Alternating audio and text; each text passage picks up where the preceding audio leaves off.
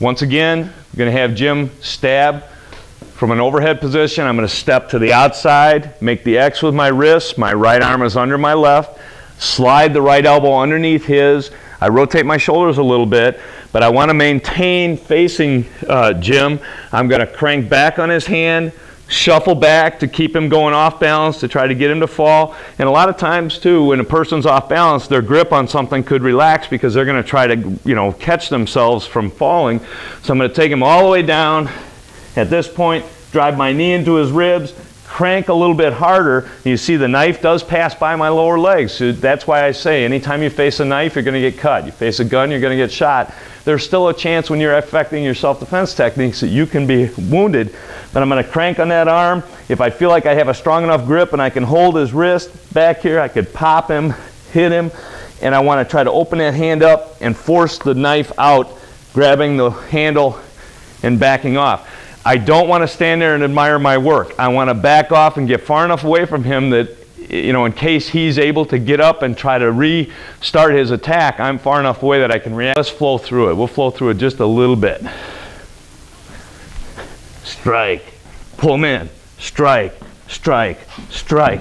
I've also got his face right there. If I had to, I could be doing strikes to the ear, the temple, jawline, smash, smash, pull the weapon out, put in a finish, step out, grab the weapon, and exit safely. Limbs holding onto the weapon, but we're going to start off with just a one-hand hold.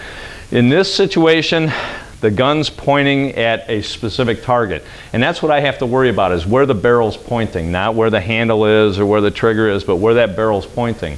What I need to think about doing is, number one, moving whatever the barrel's pointing at first. Before my feet move, I got to move my forehead. Otherwise, when I move this foot, if my forehead stays here and that movement causes him to retract his finger, I have a hole in my forehead. So what I want to do is I want to move whatever the gun's pointing at first, and I don't want to stay out here where all he has to do is bend his wrist back and he can still shoot me, or move here and he bends his wrist in, because the wrist is pretty mobile. What I want to try to do is move out to the side and in at the same time.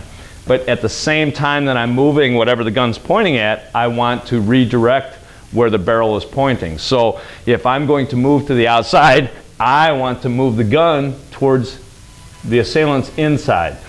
And as I do that, I'm going to try to move back behind the gun, because here, even if I grab the forearm and he bends his wrist back, he can't quite reach me. A little bit different though, if I were to go to the inside, that wrist bends a lot more. Excuse me. After that, I'm going to follow through, continue to move in, follow through with an elbow strike and a knee strike. And at this point, I don't have to worry about, like with a gun being shot or a knife being cut. If I have control of his arm, he's not going to be able to hurt me too bad with a stick. So it's not as critical staying in control with the hand, but I do want to control the arm, because the minute he can chamber that arm, he can hurt me again. So what I want to do after I do these strikes and I hurt him, I want to perform maybe the same type of control technique and disarm technique that we did, but that's what you want to work for. The important thing that you do is that you don't stand right here. You move in and strike at the same time, gouge the eyes, follow with an elbow strike, follow with a knee strike, wrap him up,